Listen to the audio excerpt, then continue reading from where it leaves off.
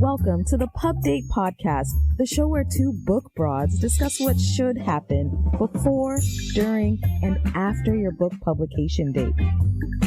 Brought to you by Broad Book Group, with your hosts Vanessa Campos and Jen Dorsey.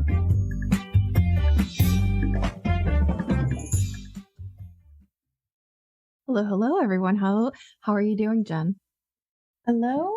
Happy almost weekend. I am doing well. I'm ready for this weekend. I am locked and loaded and ready. How about you? Oh, same. The holiday season, when the spooky holiday season is kind of over, so now we're all turning our attention to Christmas, because who thinks about Thanksgiving these days?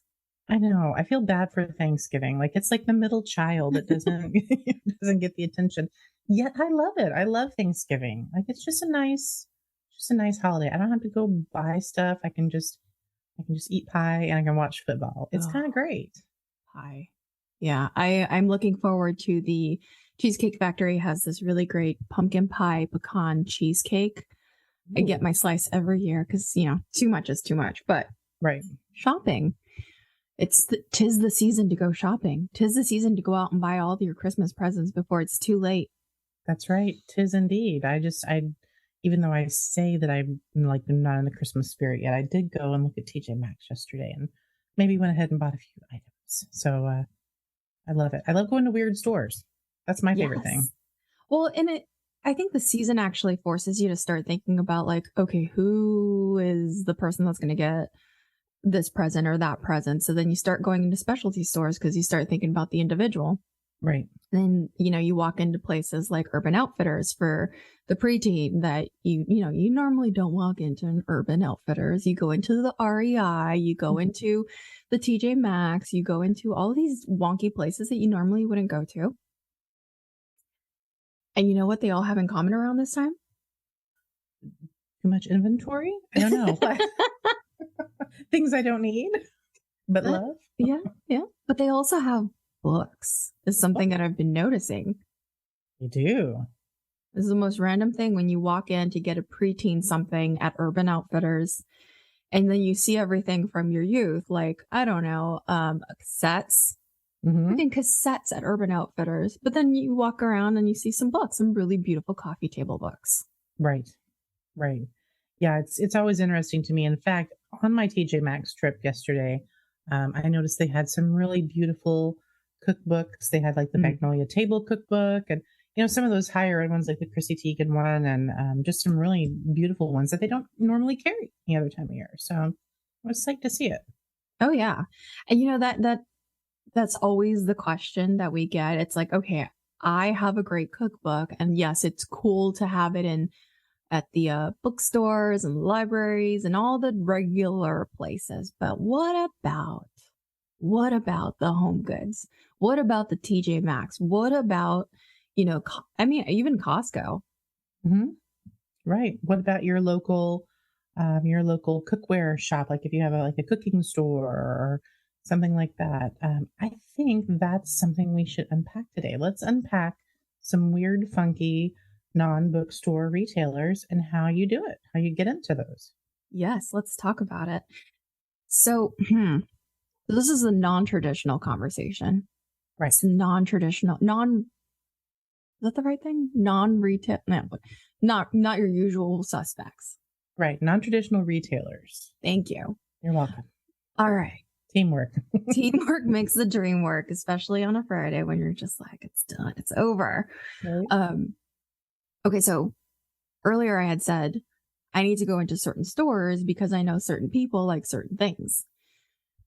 But that is actually the mindset that you should have if you have a book that you think could be sold in a very particular or a specialty store. Right? So you have to start thinking okay, what's in my neighborhood? What is the right place that you've had that relationship? And this is where you start thinking like a publisher, right? Exactly. So let's give them an example of something that you and I are working on. It's been kind of top secret for a minute, but we're getting ready to launch as a traditional publisher. And one of our books is actually a running book. It's a running memoir. And it's interesting because it's this could live outside of a Barnes and Noble. It could live outside of a bookstore that, is your corner mom and pop indie bookstore. So we start thinking about the individual, the runner. Where do they shop? Where do runners run when they need things? I think they go to REI. I think they go to places like that. I am not a runner, as anyone who knows me can attest. But we're going to get into the mindset of the runner to figure out where else we can sell this book. And I think that's what, no matter what your book is about, that's what you need to do. You need to kind of go back to, oops, I just hit my mic, sorry.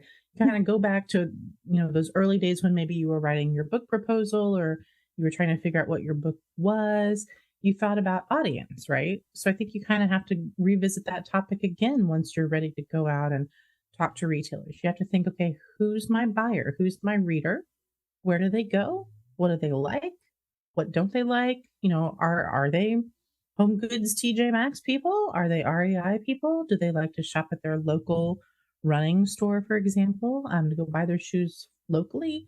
Where do they go? What do they do? Even down to what are the restaurants they like to go to? Because all of these things kind of give you some good market insight into what that avatar is for that ideal buyer. And that can help you then make some decisions about some of these funky, cool, different places that you can sell the book. Oh, yes. Actually, you said that, like food. I walked into a Pete's and they had their own book. And I was like, wow, this is beautiful. It's a how to, like, it was a history of the bean and the process and how they do it. And it was kind of interesting, but you think about it, you're waiting in line, you're seeing all the instruments that you need to use. And then you see this beautiful little book and it's just like, you get that for your coffee lover. You're like, boom, done. Christmas shopping list done. Exactly. And I think, that brings up a good point, which is not only should you think about the audience and who your ideal reader is, but like, what are some adjacent, I'm not finding the right words today. It's Friday. What are some adjacent products that maybe would go well with your book? Yes. That can give you an idea where else to sell your book. So if we go back to the running book example, okay, we know that runners like to buy accessories, right? Maybe they like to buy like a Camelback water thing, or they obviously go buy shoes because they go through a lot of shoes. They go through gear, all of that stuff. So what are some stores that sell those things, or maybe somehow adjacent to those things where you can sell them? Right. So, and that also helps you talk to the person who is buying the merchandise at those specific stores. And it's like, hey, my audience is very like, this is around the time of the year that they start gearing up for X, like the running season and the cold season for runners that are out there running in the snow. God bless you. Maybe, that's a really good place to position this book. It's really a conversation and educating the person who is also going to be the person to buy X number of books for their store. Or we can get into the weeds of like how to actually like how that money comes into play. Because I've heard, and maybe you can help me with this, because I know that you do some really fun stuff with some bigger companies like Menards. But I've heard of indie authors and self-published authors who have something that's very hyper-focused on like their community, and they'll walk into a bookstore or a specialty store that's selling running shoes. And, maybe the conversation is, yes, I can buy this book through your distributor, which is Ingram. If you are self-publishing, they will definitely do that. Mm-hmm. Or maybe they talk to you about a consignment. Right. There's a lot of ways that you can do it. I think if you're working with a retailer like an REI, like, it's a bigger, like national brand retailer, yet kind of like non-traditional in the sense that it's not a bookstore. Most of those folks can work through your distributor, through the specialty sales team. So anytime you see a book in Target, in Home Goods, in TJ Maxx, in REI, most of those are coming through bigger distributors like Ingram. There's a whole team dedicated to that. So they're funky and non-traditional in that they're not bookstores, yet they are still big retailers. But if you're going to talk to local folks, if you're going to talk to your local running store or your local cooking store, then just go in and make the intro. And normally they'll do one of two things. They'll either take them on consignment and say, hey, I'll take 10 books, and if we sell them, then, we'll pay you. or they may just buy 10 and keep them on their floor. And so to do that, you kind of also have to think like a publisher again, as you mentioned before, and you have to give them a discount. They are not going to buy it for full Right. price. So you're going to have to offer them, maybe a 50% discount on the book to get it into their store. But 9 times out of 10, it's going to have really good placement. It's going to have good point of sale placement right by the register. I even went into my kids' karate studio this week, and they were selling books. What? They were written by the man who founded the karate studio. So, you can buy a book anywhere. It's just a matter of making that relationship and seeing what makes financial sense for both parties. Yes. Always know your numbers. And that's the thing. It's like, don't get offended if they're like, hey, yeah, I just don't have the space or this doesn't sell. That's a good conversation to have. Like, you should know what sells in their stores, and that could just strike up a conversation like, hey, can I talk to the buyer? I'm a local author. This is what my book is about. And that's where a tip sheet comes into play.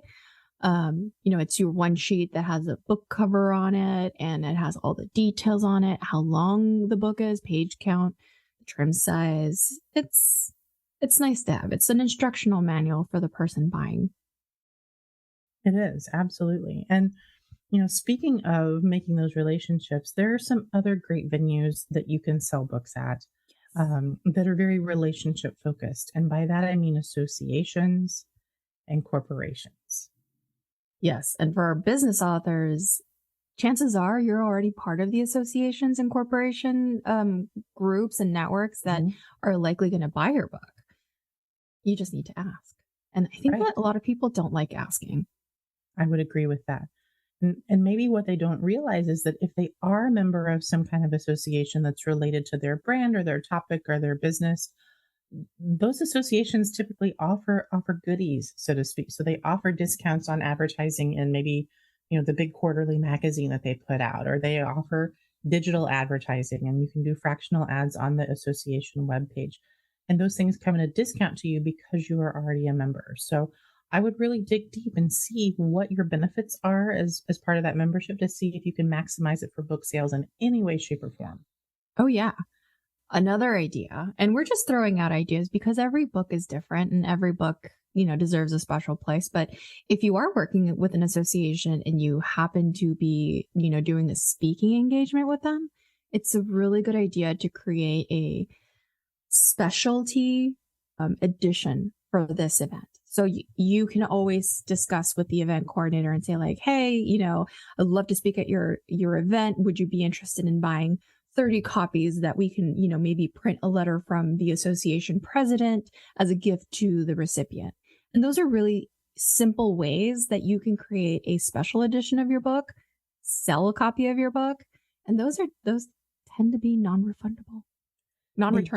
Sorry. They do. And, you can tier the discounts for those people. I love doing this for associations or speaking events or corporate buys. Make it worth their while. So say, hey, if you want to buy up to 100 copies, I'll give you a 30% discount. If you want to buy 1 to 300 copies, I'll go up to, 45 or 50%. Make it really worth it for them. Say, hey, if you take 1,000 copies, I'm going to give those to you for 55 to 60% off. Because again, this is not necessarily, I won't say it's not a moneymaker, it is, but it's more about volume and it's more about getting really strong reach when you're selling to associations and events and such. So always bake it in, always make it worth it for them. And you might even do kind of a Kickstarter style situation there too, where you're saying, okay, if you buy 200 books, then I will do a 30-minute virtual Zoom session with your teams, or offer them little goodies that don't really cost you money. They just cost you maybe a little bit of your time as lead gen, and then you can sell more books that way. Oh, yeah, absolutely. And as a disclaimer, I do want to note that we were talking about discounts to retailers. That discount is based off the MSRP, not your cost. So keep that in mind. That's how you make money. Yep, exactly. Think like a publisher, always. Always like a publisher. Make sure that your bottom line makes sense, and then make sure that your audience is the right audience. You'd be surprised where you can find a book randomly in a random store in a random place that you didn't expect. But let's talk about the place that we're always looking at books. especially when we're traveling during the season and then our Kindle isn't charged or our ebook, and we forgot our paperbacks, where do we go? Oh, we go to everybody's favorite, the airport bookstore. It's my favorite. Best time suck in the airport. Yeah, you got that layover. You're going to want to distract yourself. For sure. Yes. Oh my goodness. This is such a weedy topic. I can't wait to get into it. Let's break down the myth of airport book sales. Myth number 1 is that those sales are final. Oof. Ooh, they are not. And here's why. Most airport sales are pay to play. They are considered what we call in the business co-op, which means that you are paying them money to distribute, or not distribute, but to display. And unless you are like a Malcolm Gladwell or one of these people who are always in the bookstores, these are finite, limited opportunities. So you might get co-op for a month. You might get it for a season. And really the buy is not that big. The buy is maybe 500 to 800 units. Yeah. Across all the airports. Right. So, maybe 1 or 2 in every Hudson in major airports in the United States. So you pay to do it. Again, unless you're our already proven bigwig author. And it is wonderful. It's great visibility. Your book is in the stores. It's getting tons of foot traffic that they wouldn't normally see. So that's awesome. But I would never, never, never count on an airport buy as something that's going to make you a ton of money, because it's really a marketing opportunity more than a sales opportunity. Yes. So you had mentioned, actually, this is the best part. This is I wouldn't say it's a gotcha, but this is something to consider. Your opportunity at the airport is for a limited time. So it's either you're contracted for a month or 3 months, or, depending on what season it is, because books are sold in seasonality. But then what happens to your books, those 800, 500 copies that went out to all the Hudson stores in the US after that month is over? You're going to get them back. and they won't be in great shape. Spoiler alert. They really won't. So I think if being in an airport is important to you, and again, this is mostly for our business authors, because that's other than fiction, that's the big get at airport bookstores, unless it's something very, splashy nonfiction like the Magnolia Table book, I think that I mentioned earlier, something that's got a very, very, very broad nonfiction appeal. Nonfiction memoirs. It's the season. Yeah, right. So, like the Matthew Perry book, that one's going to be in airports. I guarantee it. Jason Kander's book is probably in a lot of airports, at least in the Midwest. So, biography and books like that. But for business authors, you really have to think of it as, okay, this is a marketing opportunity for me. Yeah. And a finite one at that. Oh, yeah. And get ready to spend it into the 5 and 6 figures, depending on, the outlet, and be emotionally prepared for when those books come back. Right. Now, I know a lot of authors who they are also frequent travelers. And so they will go and they will stop in and they will offer to sign their book when it's in Hudson's. And usually the people in Hudson's are very sweet. They're going to let you do it. And sometimes that means it won't get returned, but not always. Yes. But if you do decide to do that, and really this goes for anything. If you do decide to walk into a specialty store or local store that is somewhat, topic adjacent, they have the ancillary products, is something that you're doing and that your book is related to, don't just ask them to carry your book, actually support the store. And that's, shop local, shop indie. And that's something that we, in the business are always pushing for, because we need those extra outlets outside of Amazon, outside of Barnes and Noble, outside of the traditional places, so that, more books get into the hands of people. I'd like to be, optimistic and think like, yes, maybe book buying is down for a little bit, but that's because it's the holiday season. It's not because people stopped reading. People still read. Oh, they absolutely do. And now's a great time to really go out there and do a little research. If you're not quite ready to put your book out into those arenas, use this holiday season as your research time. Go out and see if they are selling other people's books. If your local kitchen store is selling a local author's cookbook, Yes. Ask some questions. Really use this time, because this is, I mean, people are making, 70% of their income, many stores do, in this 2 to 3 month period. And so now's the time they are also pulling out all the stops to sell stuff. So yeah, take notes, Yeah. ask questions, make friends. And when you do get a bite and you do get either, like an association or an independent store or whatever to carry your book, as you mentioned, Vanessa, make it a relationship. Don't make it transactional. Make it something that's going to last beyond the sale of this book. So, amplify them on your own social media. Talk them up when you talk about, where your book is being sold. Offer a buy link to their store if it's available. Make it a really good, solid relationship so that when you come back to them to buy more, they're going to be more willing to do that. And it won't be just a one-time thing. Absolutely. I think for Samantha Irby's last book, I'm on her newsletter. So she actually went in and signed a very limited quantity of books at her local or one of her favorite indie bookstores. And in her email, it said, buy copies from this bookstore and you will get a signed edition. And that's the only place. And that was just so great because it was like an independent bookstore that I'd never heard of. And I was like, yeah, okay, I'll support. And it's just like going to Amazon. It's just, we need to shop local. We need to keep these things going because we all need a place and a home. And, take advantage of the fact that Barnes & Noble is now shopping hyper local. Mm-hmm. They are looking for local authors, not just Barnes & Noble, but like Books A Million. And if you're in Canada, Indigo. Right. Absolutely. The options are just absolutely endless. And so, I always say never try to throw spaghetti to the wall and see if it sticks. Like, do your research. So do that. Really make yourself a student of how these different booksellers work and associations and conferences, if that's your jam, if you're a conference person. Just get in the weeds and see what you find. And if it only moves 100 books, that's fine. You're moving 100 books, but you're reaching more and more people by just making those interactions.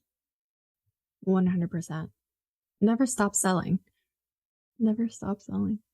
Always be closing. That's it. Always be closing. And yeah, I would, if you're thinking about this being the holiday season, I would definitely look at the way that retailers, just a little tidbit, look at how retailers start selling you merchandise for Christmas in July, because that's the right time to do it. That's the right time to get in front of people. The seasonality, yes, it is at the end of the year, but it starts in the middle of the year. It does. It's a wonky place. It's very wonky. And you know what? Speaking of that, here's a last minute tip. All of those catalogs that we get in the mail for holiday stuff, they're kind of funky, random, like the ones that used to be on the airplanes. I forget what those were called. It was just like a bunch of random. Sharper Image? Yeah, that was one. There was another one. I forget what it was. But anyway, there are all kinds of catalogs that go out that are for different kind of specialty groups. Like, there's some that are toy catalogs or cooking catalogs. I just got my Zabar's catalog this week. I'm very excited.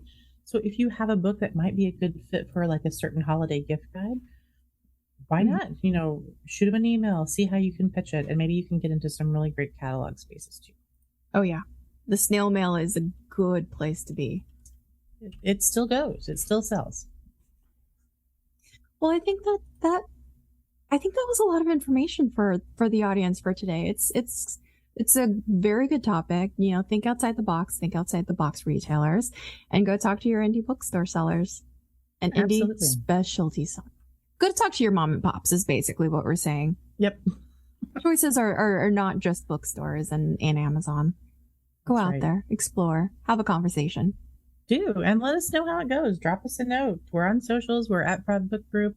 Let us know where you're selling your book right now and how that's working out for you. Yes, please. Well, I'm off. I'm off to go find a cocktail. So have a great weekend. We want to thank our producer, Paul Roberts, and our executive producer, Emily Carpenter Pulskamp of Little Red Communications. And thanks to my dog, Mabel, who snored through this entire show, and you can probably hear it. It was a nice little hum. It was. We'll see you next time.